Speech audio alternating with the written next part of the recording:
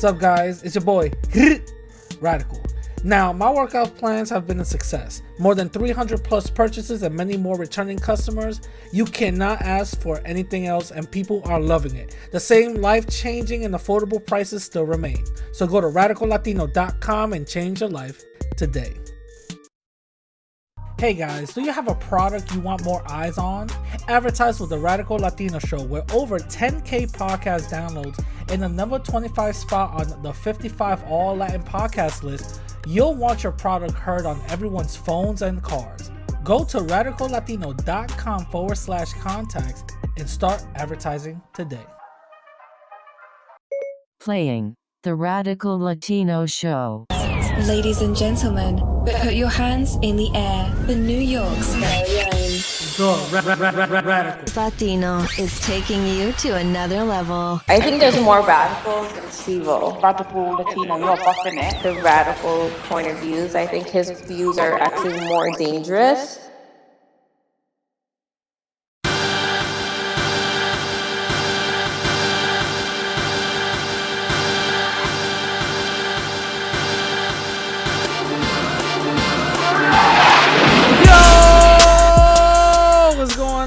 People, welcome back to another episode with your boy Radical Latino. What is going on? I hope everybody has had a beautiful week or 2 weeks or month or whatever the case is, man. I've been gone for a while, but I'm definitely going to give you guys an update and explain where I've been, because I've been very irregular with the uploading on my channel and also the uploading on the podcast, and that is basically my fault. I am so sorry, guys. I got a lot of things happening in the background that I'm basically taking care of. But anyway, I'm glad that I'm back. This episode was supposed to come out literally last week, but because I had so much things that I had to do, I pretty much put it off for this week. So basically, my bad. Your boy went to DR. I haven't been there for such a long time that it felt like I was back there for the first time ever. I basically went to some of the hoods. A hood name, I'm gonna just say a hood named John F. Kennedy. Went up in there, had a blast. Went to the Romana, went to basically Mocha. I went all over the place, man. It was a blast. But also, I went there just to take care of business. Did what I had to do, and definitely have to go back in 3 months. And in 3 months, that's when I'm gonna stay there for the extended time. But it was pretty much pretty good, So that's basically what it was. I basically fled, as a because I'm a tether. Basically fled back home.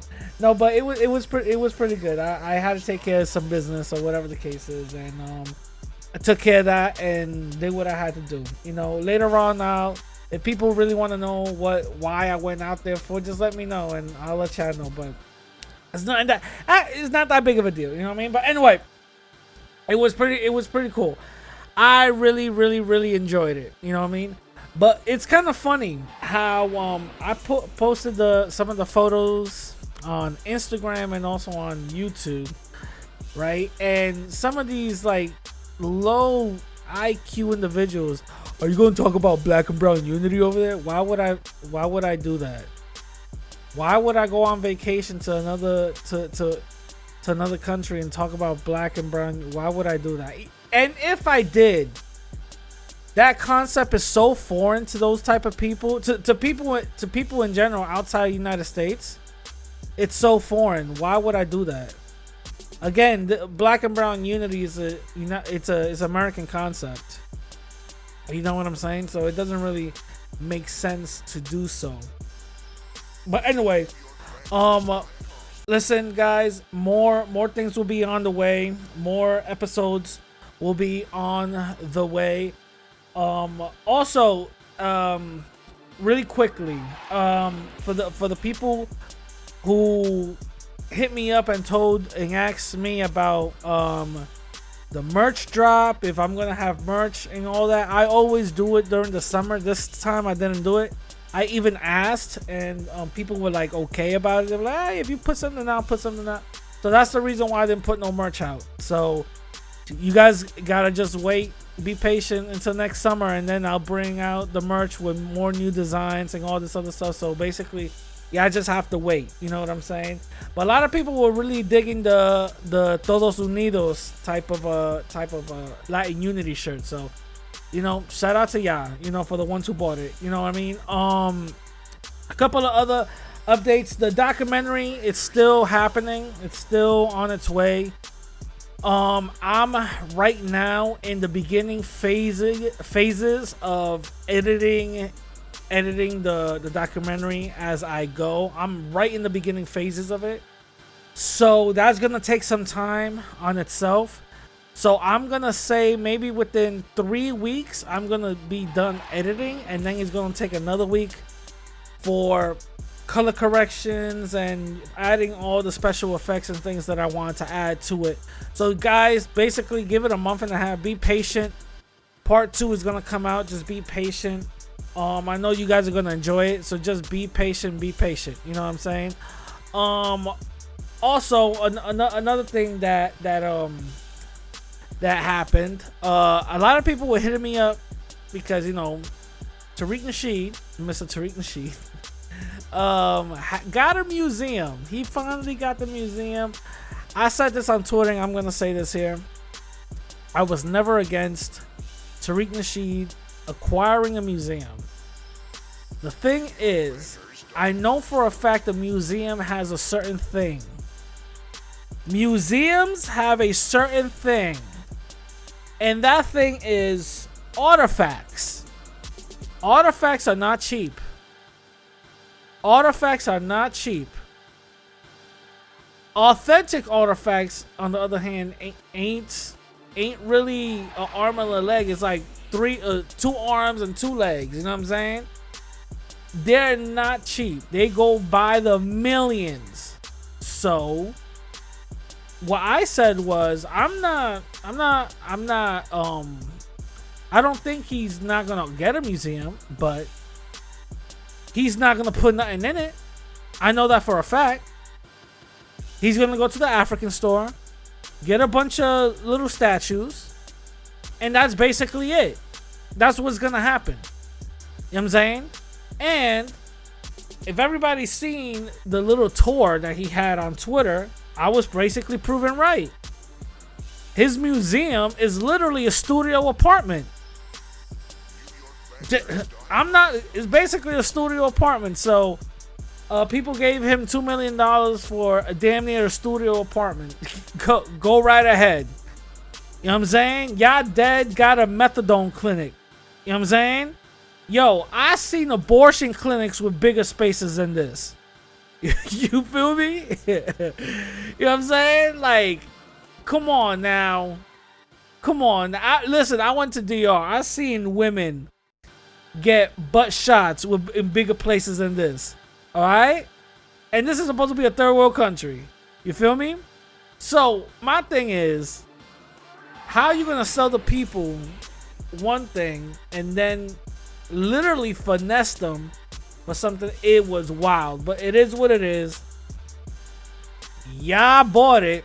You know what I'm saying? It is what it is. Y'all bought it. Y'all gave this man damn near $2 million for a bodega. You know what I'm saying? It didn't even come with the cat.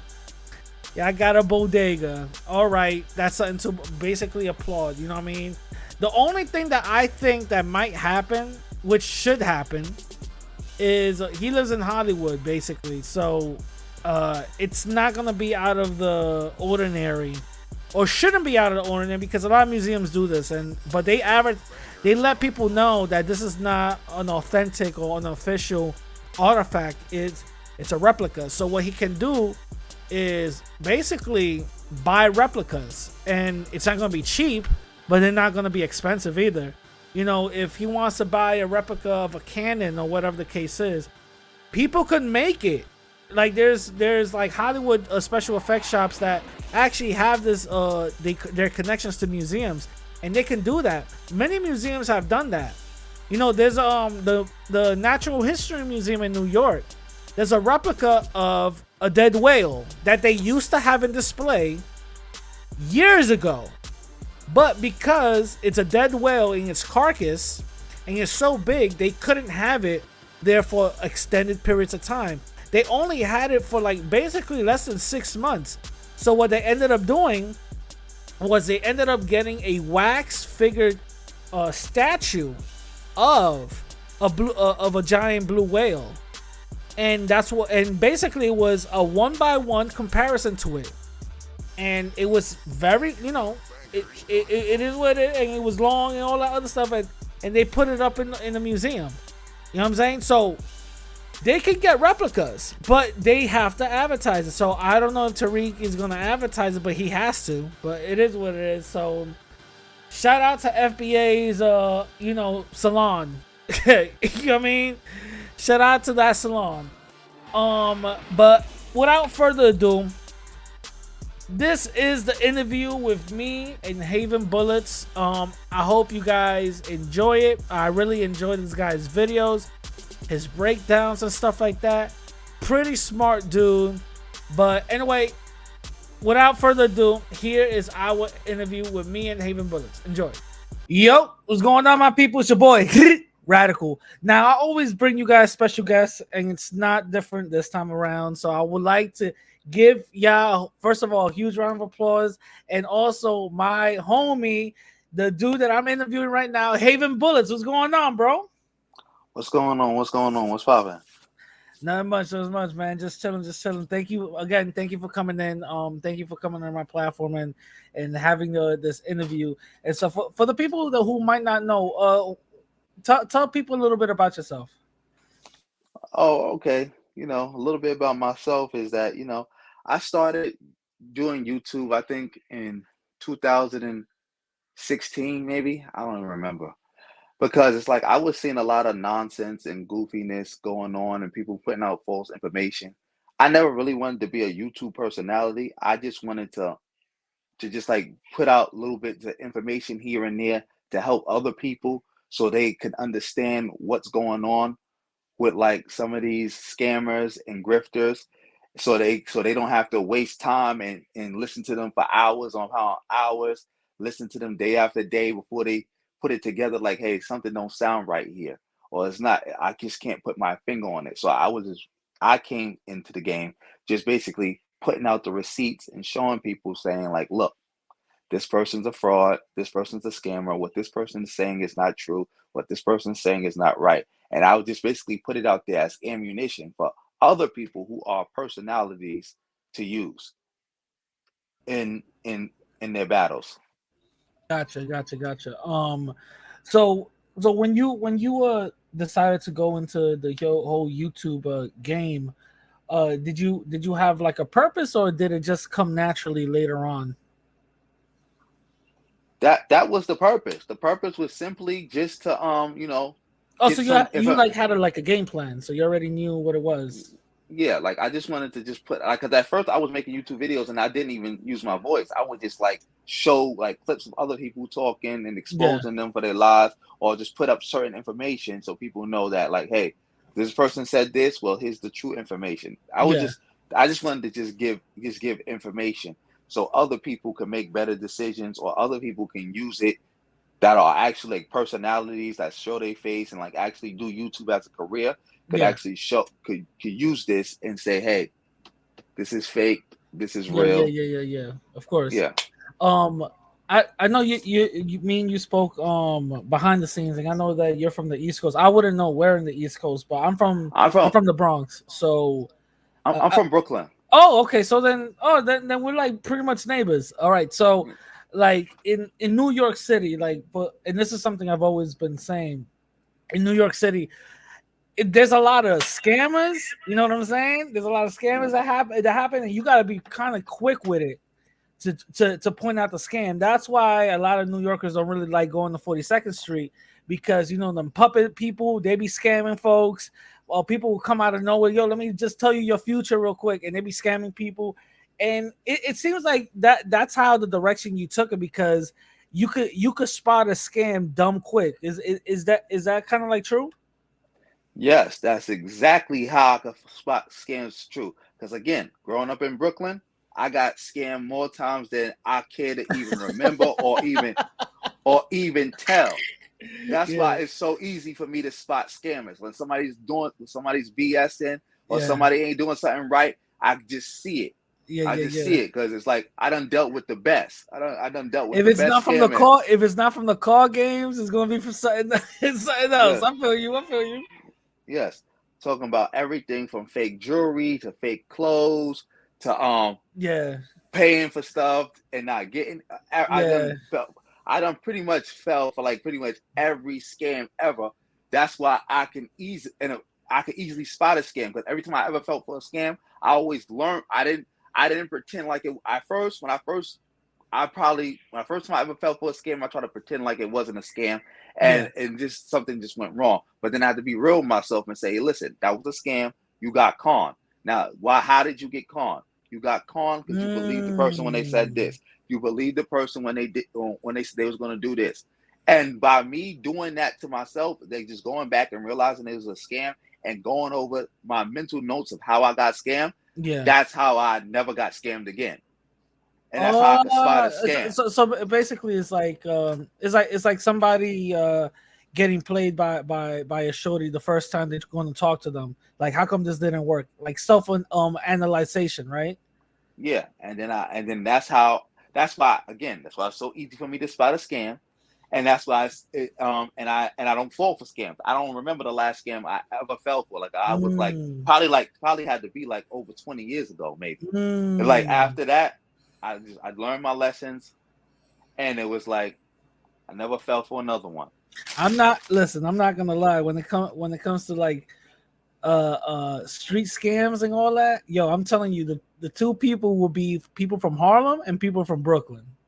You know what I'm saying? I gotta keep it 1,000. Y'all be I know. smooth. Y'all be smooth with it though. Y'all be smooth with it though. You know what I'm saying? But Yeah. growing up in so which is something that I want to get into now.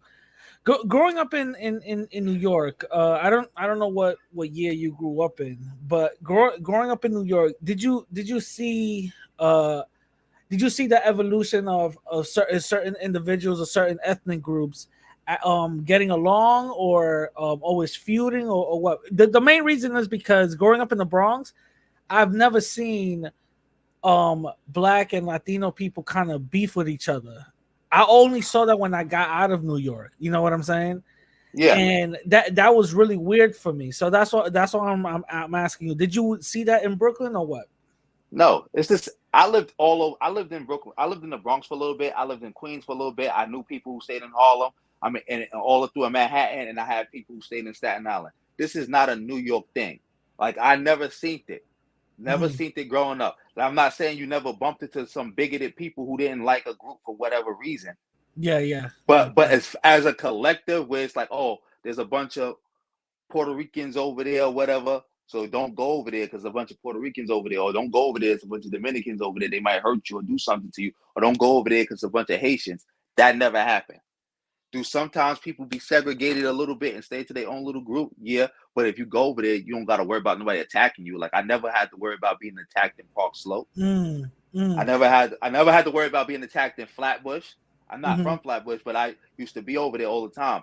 I never had to worry about nobody trying to say, "Oh, you're not West Indian," and trying to beat me up or something like that. Yeah, not because people see the thing is in New York, a lot of people don't seem to understand this. In New York, it has nothing to do with beefing with somebody because they're West Indian or immigrant.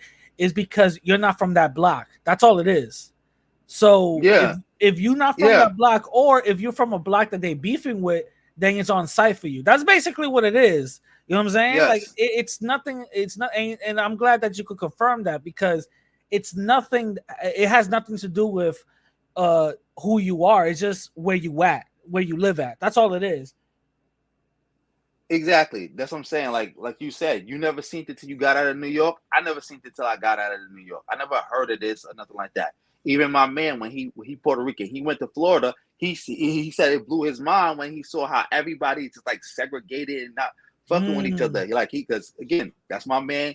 We from Brooklyn together, grew up. He didn't live like that, and most people never seen anything like that. Yeah, yeah. Especially if you grew up in like from the 80s, the 90s, 2000s, 2010s to now, people never seen stuff like that. And the thing is, like, I like I said, I grew up in the Bronx, and bro, I used to get fucked up by police right alongside black folks. We all getting hit up when we coming out of the bodega or coming out of the train. You know what I'm saying? And especially when it was like stop and frisk, that shit was crazy. You feel me? So I never seen like what some of these people online be saying that yo, y'all never experienced the racism that black folks experience. I'm like, yo, I was getting beat up alongside black folks. You feel me? So it's always a little weird when certain people try to how can I say, when certain people trying to like basically say like get it like, oh, yo, we got more oppression than y'all. You know what I'm saying? Definitely know what you're saying. Like it's like this is more of a out of state New York, out of town New Yorker thing. Because it's like when people outside of New York, their experience is totally different than our experience. I could tell you that because again, like somebody who lived around this country and knew people who lived around this country, the experience in New York is pretty much one of one. You can find probably something similar throughout the tri-state, like if you go to certain parts of Jersey and Connecticut or whatever. But like outside of that, if you go into like South Carolina, Florida, all this other stuff is not the same. So they can't really, people outside of these areas, outside of New York, can't really understand what we go through in New York. Just like it's kind of hard for people from New York to understand what they go through. Yeah. What was it? So growing up, I actually, I was around a lot of like Latin Kings and some 5%ers, you know what I'm saying? And I grew up around them people, but I never grew up in the inner circles. If you understand what I'm saying, like I never participated. You feel me? But I grew up around them people, and that's how I got to like learn or understand certain lingos and understand certain ideologies. Did you grow up the same way, or how did you get into the whole like Hotep type of understanding? I didn't really grow up around pretty much a lot of that stuff. I seen some Hebrew Israelites or whatever, when I'm going downtown or whatever. And I seen some people from the Nation of Islam or whatever. I never really got into it.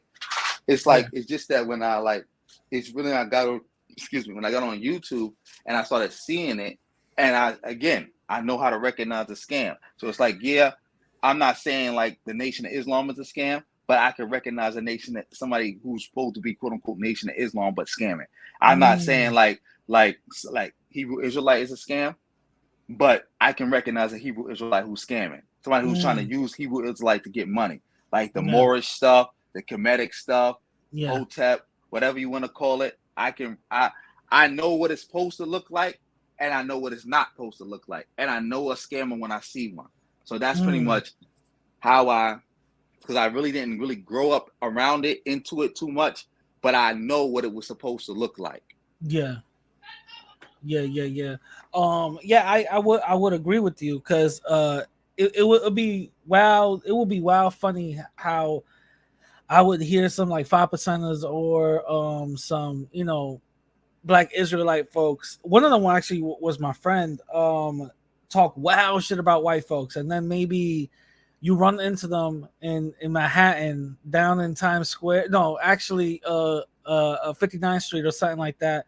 And you see them with a white girl. You know what I mean? And you be like, "Hey, yo," you know what I mean? Like, "Hey, yo, your energy doesn't match what you know what I'm saying?" Like, it's wild weird. Like, you could definitely see the hypocrisy of it. Yes, you definitely can. As I said, like I understand. Like I said, like I done seen it all. So it's like I get it.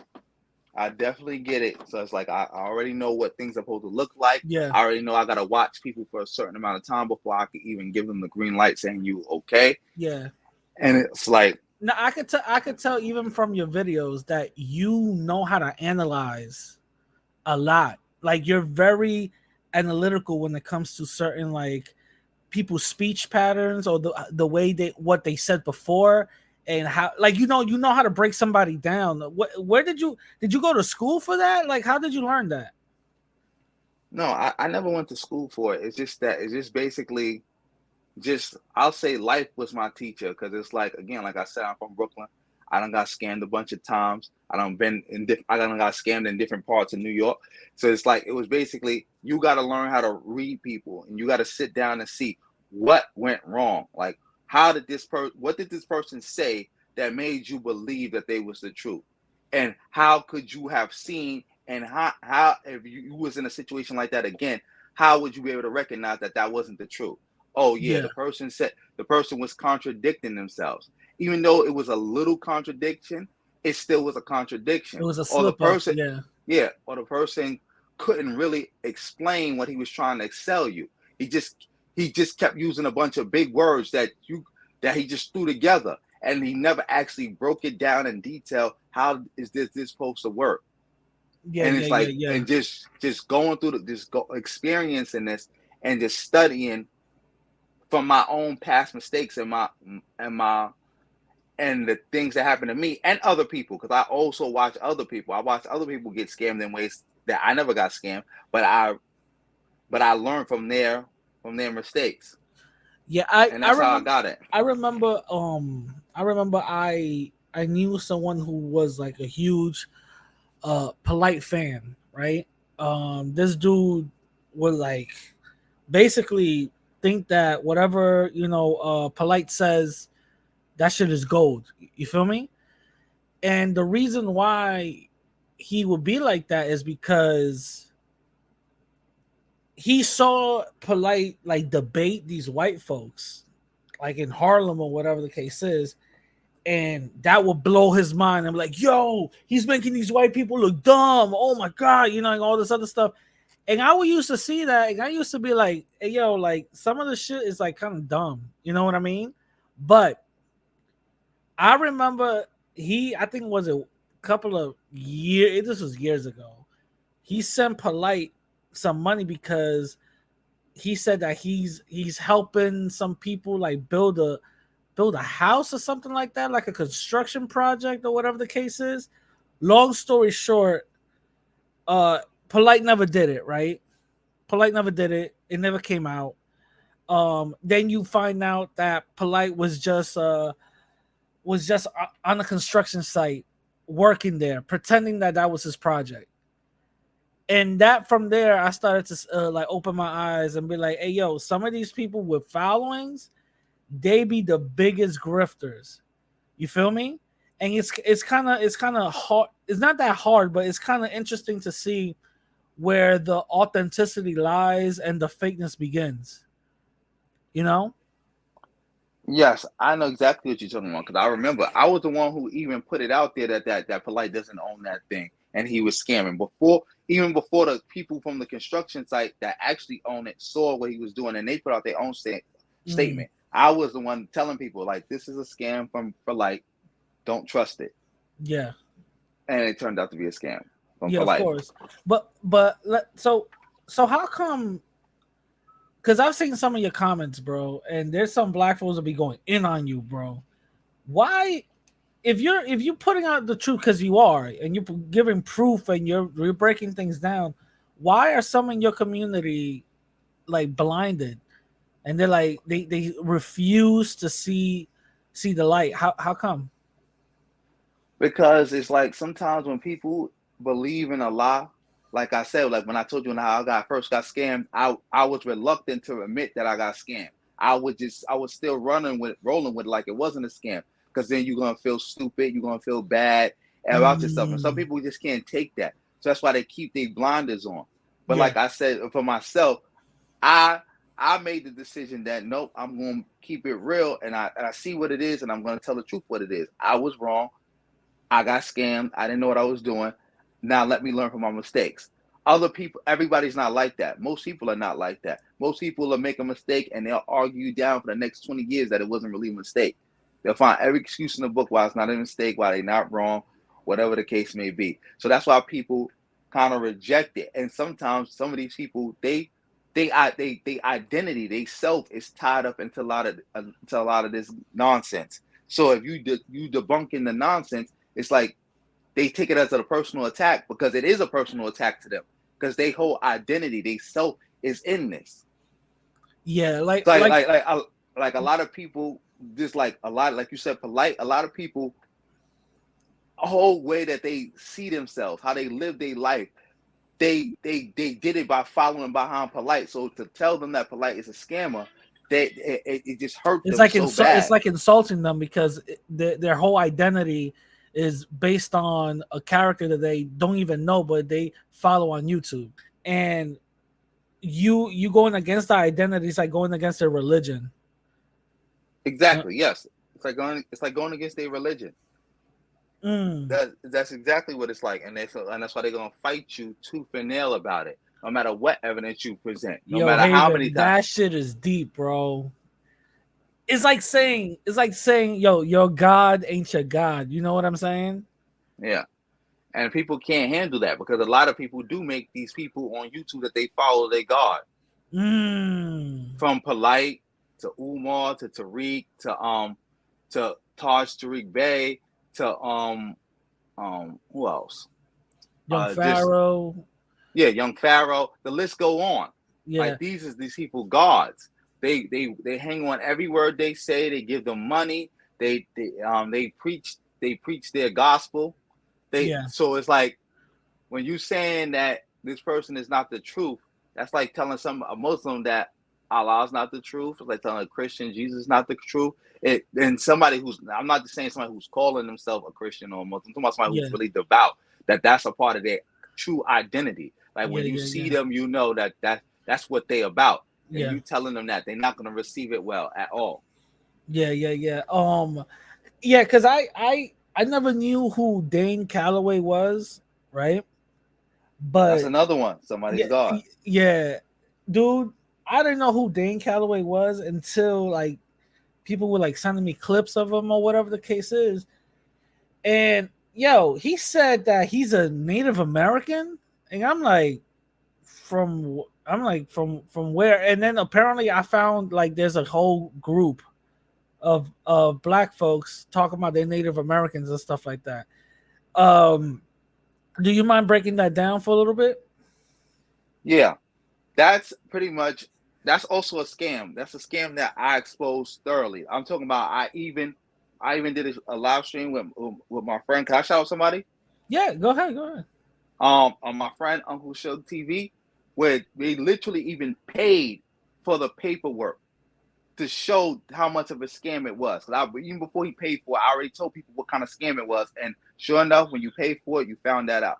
Because I told people that this indigenous scam, it is basically, this is my theory on it, and I'm pretty much 99% correct. I'm pretty much sure, and I got evidence to back it up, is that the indigenous movement basically started, I know for a fact it started in 2015.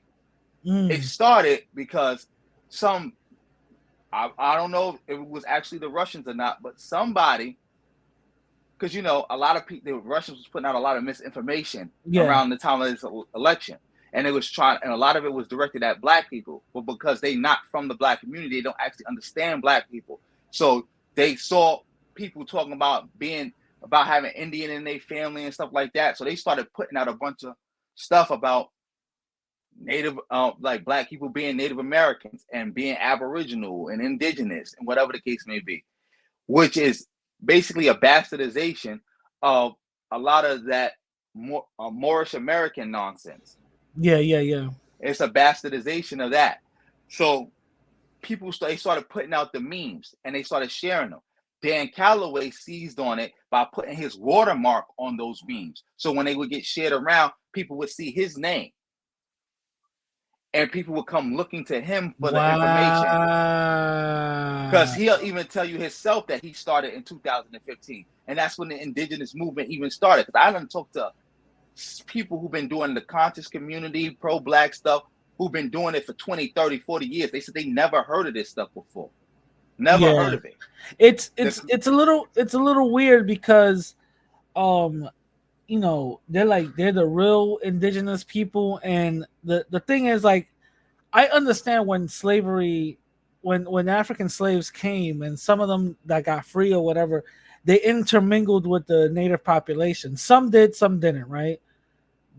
That was after, slavery. Like, there's no evidence that I'll keep on trying to find that black folks were already here in the Americas before then. You know what I'm saying? But again, it's fake.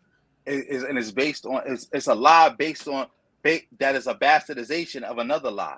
Yeah. So that's how it started. It started in 2015. Damn. It's fake. A lot of people who are following this is because, again, these are people who didn't make it. But this is my thing though. Like, black folks have a beautiful, beautiful, rich history. Why lie about the history and make things up? Because a lot of people don't know the history.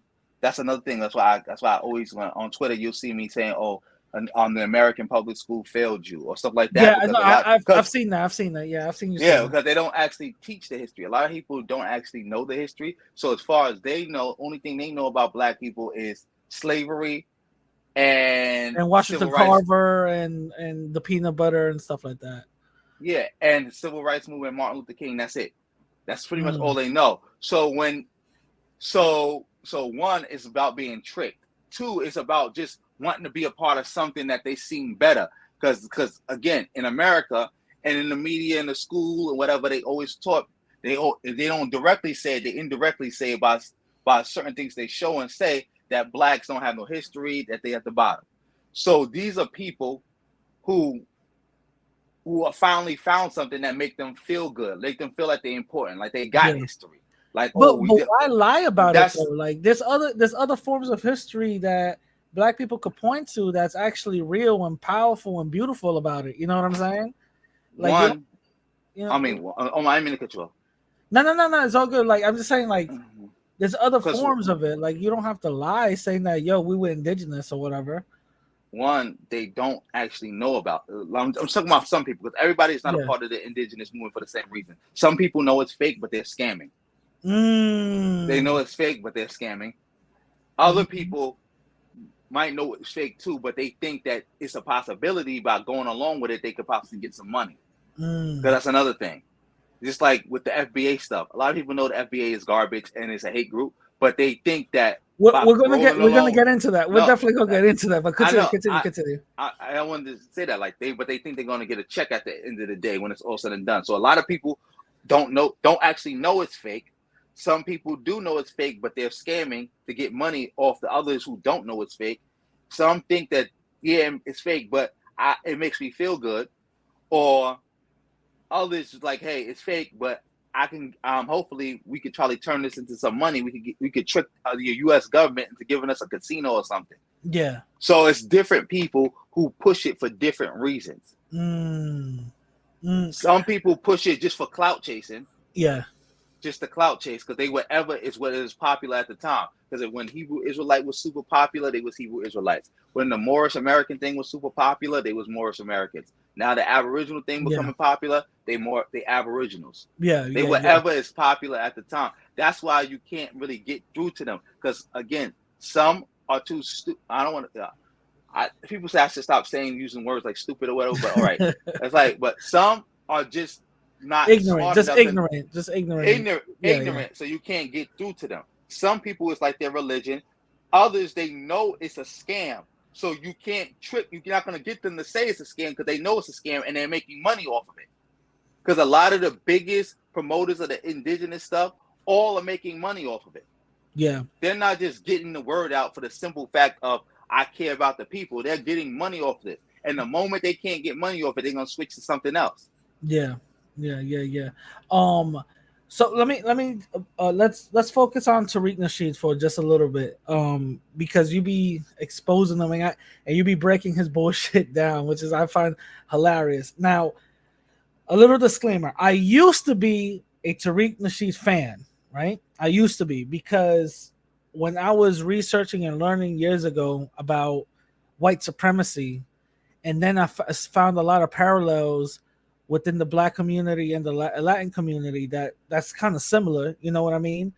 And how white supremacy affects us in many ways. I started to I was like, yo, this is crazy. And then that's when I found Tariq Nasheed and I kind of started following him or whatever the case is. The more I start to follow him, the more I start to see some contradictions with his own self. You know what I mean? To the point where I started to wake up but find excuses for it. So for example, if he used to talk shit about Latinos, I would find excuses like, oh no, he's just talking about the coon class, when in reality he was talking about all of them. You know what I'm saying? All of us.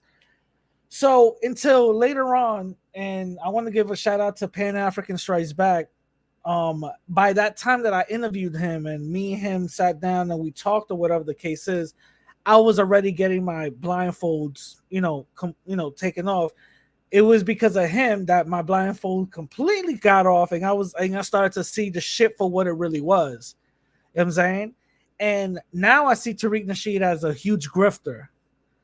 And now I'm like, damn, I feel like I got had. You feel me? I feel like I was like basically scammed my damn self. So let me ask you, how did you find Tariq Nasheed? I found Tariq Nasheed the same way I found all the rest of them, through the internet.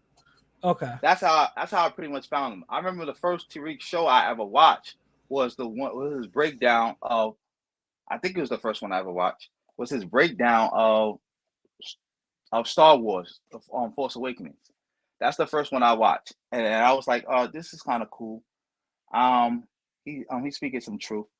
But again, like I told you, I've been scammed many times, so I know I gotta watch people and let them talk a while and investigate them before I could co-sign them and stamp them. I started looking into Tariq, listening to him more and more and more and more, and then I started seeing the contradictions. And then I was like, oh, there it goes. And then when I found, also looking into him, seeing that he was never a pimp. Let's get that clear. He was never a pimp. He just met a pimp. His name was Melrose, I think. I forgot what his name was. Was it Rosebud or whatever? Yeah, Rosebud? like Rosebud or Melrose, whatever his name is. And he taught, and Tariq basically, he taught Tariq about pimping and what it's about. And Tariq basically wrote a book based on what he told him and put it out there as if that was his life. That's how that. So I already seen the type of person Tariq was. So I said, all right, this is who. It's like a repackaging information that was already out there. That's basically what it was, right? It is, right? Yeah. But that's his whole career. Everything that Tariq has ever done and ever made money off was somebody else's thing. That's why a lot of times you listen to Tariq, you will hear truth because it's coming from somebody else. But he'll take the surface level truth and then he'll add in a bunch of nonsense underneath that. Yeah. I've noticed that. Yeah, I've noticed that. And taking it to another direction. Yeah, I've noticed that. It's really funny. I've never found the clip because his channel got taken down and then they came back up again to something else. But it was probably one of his streams or whatever the case is. I remember clearly in Mac lessons, he's talking about a situation where with a female, and he basically said, yeah, this female comes in and you shouldn't allow disrespect. She came into the whip and the first thing she do is she put her feet on my dashboard. And then I kicked out the whip because you don't allow disrespecting. I'm like, all right, cool, whatever. It is what it is. Years later, somebody asked him a question on Ustream, right? This is before YouTube. This was on his Ustream joint. And they asked him, yo, how did Peanut get the name Peanut? And he said, the first time they started dating, she put her feet on his dashboard. And he said, yo, put your feet down. You're crazy. You're nutty. You're like, you're like a peanut. All this other stuff. And that caught me because I was like, wait a minute. That's a contradiction. You know what I'm saying? I'm like, that's a contradiction. That doesn't make sense. Yes. So I've never, I swear to God, I remember it like it was yesterday, but I have never found the clip so I could put it out there. It's crazy, but yeah, I see what you're talking about. Like I see the contradictions when it comes to his ideology. Yes, he's always contradicting himself. That's the thing because it's a scam. It's not his information, so he doesn't actually know it like that. He only can regurgitate some of the bits and pieces he heard other people say, and then try to just fill in the blanks, Yeah, yeah. So which is leading to the contradictions. But he doesn't care because again, he's still making money I off of it. think I think it's and I started seeing when he started this whole FBA thing, right? I started seeing clearly uh his somewhat downfall because the separation from it, you cannot flip-flop from being Pan-African to being, just a nationalist Black American. You know what I mean? You can't do the flips like day and night like that. And I Yeah, saw it and I was like, wait a minute. What? And he didn't even do it smoothly either. It was like literally day and night.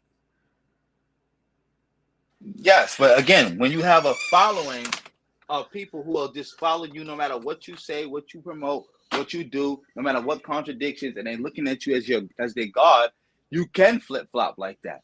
Because if he had a regular movement or had a regular organization, he would have been out or it would have been defunct already. You're right, but I did see he lose a ton of his base.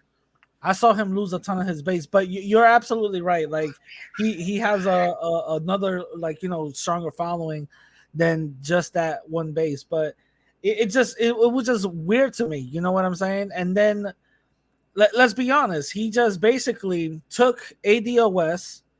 I put this on Twitter and people were flaming me for it. He took ADOS and basically rode their wave and just made his own stuff called FBA. That's basically what he did. That's not basically what he did. That's exactly what he did. That's exactly what he did with the pimp. That's exactly what he did with the gangster rap when he was trying to pretend he was a Crip. That's exactly what he. That's exactly what he did with the Pan-Africanist stuff, with the consciousness stuff. That's exactly what he did with the Aboriginal stuff. That's exactly what he did with the Nilly Fuller stuff. That's exactly what he did again with the FBA stuff. Everything is the same with him. He just sees people doing something, they're getting money.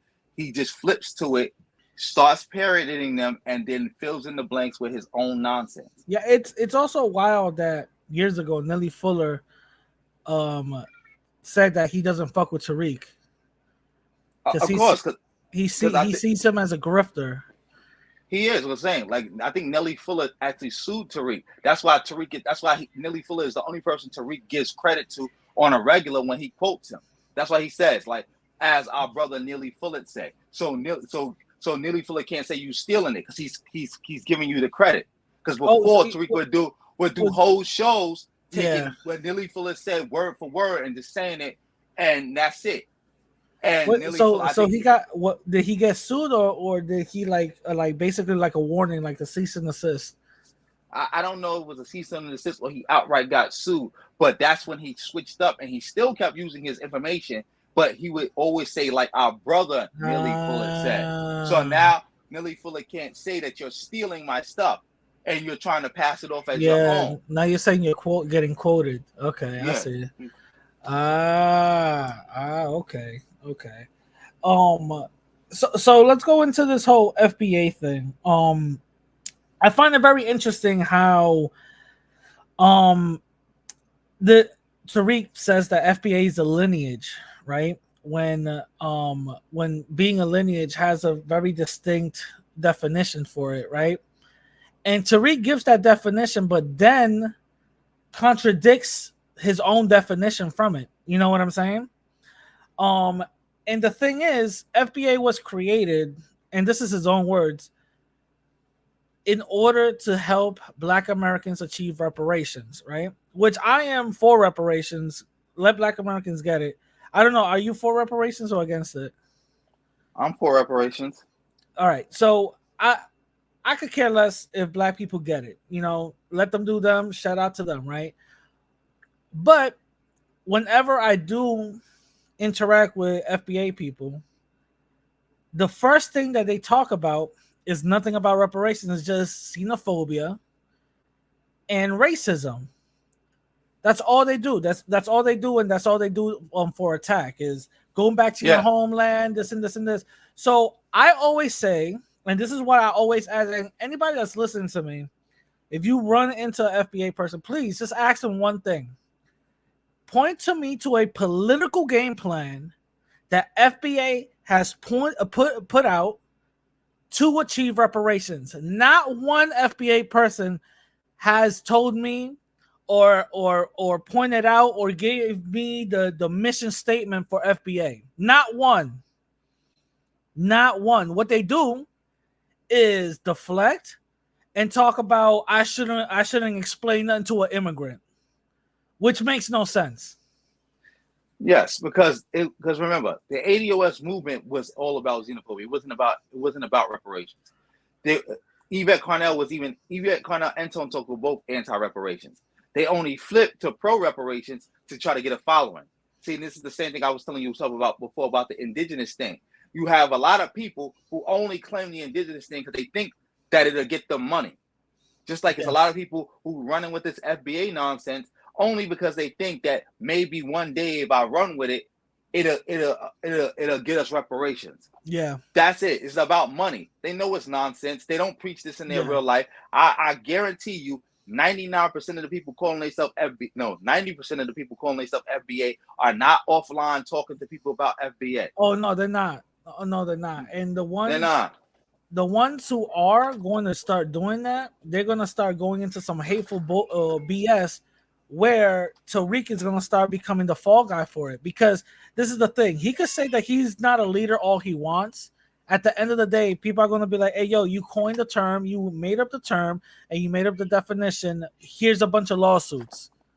You know what I'm saying? Yeah. Because look what happened to Alex Jones. Alex Jones never told them people to call the phone for them kids that got shot up or whatever the case is. His own following did that. Now, guess what? Yeah. Alex Jones is getting sued by the parents. You know what I'm saying? Yeah. So and they won. Exactly. So the thing is, Alex Jones never said that he was the leader of anything. So Tariq could play this little game about, oh, I'm not the leader or whatever. Yeah, mess me with all that. At the end of the day, you coined the term. And it's so funny. I want to go to the FBA website real quick. So this is the FBA website, right? It gives you, all these, blah, blah, blah, and all this other stuff, right? Now, it does not give me one mission statement on how to achieve reparations whatsoever. I don't know why. But okay, I'm going to just go with it, right? So it says, who is a foundational Black American, right? So this is the criteria who a foundational Black American. A foundational Black American is any person classified as Black who can trace their blood lineage back to America's system of slavery to be determined in the FBA in the last permanent years in the background of the United States. If a person of maternal or paternal lineage traces back to slavery to the Caribbean, then it cannot be considered FBA. All right, cool. Then you go all the way down here, and it says, what is the status for people to be half FBA? Now, check this out. If you are a person classified as Black who has one parent that's an immigrant background, another parent that is FBA, you are still considered FBA still, right? Now, this is where it gets a little funny style. There's a very important caveat with this distinction. There shouldn't be a caveat towards a lineage. That doesn't make sense. You see the bullshit right here? There should not be a caveat. That means, who has a caveat? A group, not a lineage. Yes. A group has a caveat, and this is the funny thing that I highlighted this. The only exception to this rule is the half FBA individual has a verified track record of loyalty and tangible contributions to the betterment of FBA on a grassroots level. One, how can you quantify that? That makes no type of sense. And two, that's a stipulation on a lineage. How are you having a stipulation on a lineage? That means it's not a lineage, it's a group. But I told people this already. Like, Like even though he switched that because before it was you can't be FBA period if you have any Caribbean or I African know, because he said, parent. didn't he say that to what was it, Malcolm X? Yes, you couldn't do that period. But now he has switched it to you can be quote unquote FBA, and the reason he switched it so he could get money. Because I remember when somebody called him to their show and said, "Well, I was gonna buy an FBA flag for my son, but I don't know if he's Oh yeah, it was FBA a or not." lady. It was a lady. Yeah, It was a lady. and Yeah, I and then remember that. Tariq switched right then and there so he could get that money. Yeah, And I remember that. yeah, but again, he's putting rules and stipulations on it so he can still tell people that they're not FBA. But if you give him, but let me tell you this. But if you do, well, that stipulation, it basically means if you do what I say and you give me money and you attack other people for me and let me use you as a human shield so against xenophobia, then you get to be quote unquote FBA. But at the moment you do something I don't like, you're no longer FBA and I'm kicking you out. Because that happened to somebody. Yeah, one person question him. What check was it? Check or something like that? No, not check. Not that situation. I'm talking about another dude who questioned him about the museum and about its location. Tariq kicked him out, tell him he's not FBA, he's an immigrant, Tether Coon and all that, going crazy on him. It was a guy, but again, he was just down with Tariq. But when he was giving Tariq money and all that, but the moment he asked Tariq a question about the museum, that's when he kicked him to the curb, and that's when he started that. Go ahead. And that's when he started that. Where's that museum? Like, he got like, oh, that's immigrant talk. That's tether talk. Asking about where the museum. And this is what proves that it's a group, because when the leader could literally kick people in and out of the lineage, then that means it's not a lineage, it's a group. When people under his own definition is FBA and they question him and now they become tethers. Oh shit. Now they're not FBA anymore. You know what I'm saying? It's a group. That's what it is. And people acting dumb like it's not. You feel me? Last time I checked for a lineage, right? Like, let's say Puerto Rican, right? There's not two factions of Puerto Rican. There's only one. This is Puerto Rican. That's it. You feel me? They can't. You can't change that distinction. But it seems like you can't. You could put stipulations to a lineage now. That makes no sense. Yeah, but again, that's what I'm saying. It's not a lineage. I done proved that 1,000 times, and I've been saying it for like 4 years now. But people believe it. Certain people believe in this because it gives them something to believe in. Some people think they're gonna get money from it. Some people are just that silly and ignorant that they think it's the truth. But whatever the reason, whatever anybody's reason for being part of FBA or anything like that, I don't really care if you're FBA and if you're somebody who just started calling yourself FBA and you got tricked or whatever. I got some leniency or some mercy or whatever you want to call it for you, like some whatever. But like if you're somebody who knows about the xenophobia, knows about the hate, but you're still claiming FBA, then I got zero tolerance for you. Yeah. So let me ask you, and I know people will probably be like, damn, I don't want to support a scammer. I don't want to do. Who are the people out here actually speaking the truth and that isn't scamming, but you can still support them? Like who? I don't know. It's like, what are you trying to support? If somebody's out here for the Black community, what are they really doing out here that speaks about the Black community and also helps them out? Maybe there's somebody on YouTube that we don't know about. You know what I'm saying? So that's why I'm asking. Maybe you know about them or whatever the case is, who isn't scamming, who isn't doing anything. The only person that comes to mind, and I could be wrong, but the only person that comes to mind is Michi X. I don't know anybody at this moment. I can't really co-sign anybody who's on YouTube pushing the pro-Black thing, and even Michi X. I can't co-sign her either because she co-signs Yvette Carnell. No, because she was working with Boyce, knowing Boyce was a scammer, and she kept her mouth closed. And the only reason she's opened her mouth about Boyce being a scammer is because Boyce scammed her. And she's super tight. She loves Tommy. Yeah. And on top of that, she's rocking with Yvette Carnell and ADOS, even though we know that's the original xenophobic group. Yes, it is. Even though I will say this, ADOS has never been as xenophobic as FBA. Yeah. But at the end of the day, they are xenophobic. That's where FBA got the xenophobia from. Yeah. They just took it. They just took it a little bit further. Yeah, of course. So let me ask you before we start wrapping it up. What are your opinions on how to improve the Black community? It depends, because it's like what is anybody trying? What are you trying to improve? I would say first and foremost, one of the best things that people can do is like basically try to improve yourself first, because it's like you can't really help nobody if you can't help yourself, and that's true. Like, because if you having problems paying your rent, how you gonna help people who homeless? The only way you can actually start helping people like that and contributing in major ways is if you figure out how to stop yourself from struggling, and you figure out how you can pay your bills and make sure they all pay on time.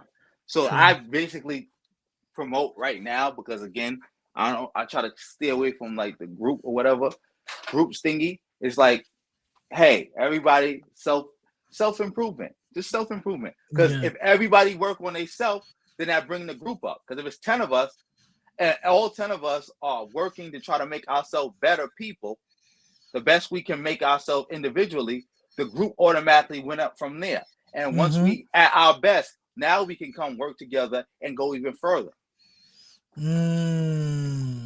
Oh, that's deep, bro. That's deep. I agree with you on that. I agree with you on that. There's a lot of folks that says the same thing, like, you know, the self accountability of it, you know, that's what should be focused on first before anything else, you know what I mean? And I somewhat I agree with that, you know what I mean? But anyway, tell the people where they could find you at, how they could link up with you and all that. You just go to my channel, Javen Bullets Awareness. Like, you see the simple, you just go to that channel, you find me there. On my videos in the description box, I got my Twitter, my Instagram, my Facebook, and all that. I don't really use Facebook and Instagram like that, and I try to check the Twitter mainly, like at least a couple times a day. But it's like, you can definitely still contact me on those things, and you can contact me on my YouTube channel. Gotcha. Yeah, all the links for his channel will be down below. And you want to leave us with one affirmation, bro, to the people? Tell the people one affirmation. Stay positive. All right. And don't, and look at it like this. If you see if somebody's a scammer and you've been scammed, don't be afraid to let it be known you've been scammed, and just learn better and learn from the scam. Because like I say to people, it's only depending on how you if something bad happens, depending on how you react to it is whether it's really a loss or not. Because if you walk away from it, if you can walk away from it, you can that L could be a lesson. So that's pretty much all I have to say about that. But thank you for having me. Because I gotta go right now. Oh yeah, not a problem. All right. With that being said, I'm gonna catch everybody later. Peace. All right. So that was the interview with me and the brother Javen Bullets. I hope you guys enjoyed every minute of it. It was a wonderful interview. I learned a lot from him. I hope you guys did as well. Now, if you guys want to reach out to Javen Bullets, his Twitter and YouTube will be in the description down below. And with that being said, I'm gonna catch everybody later.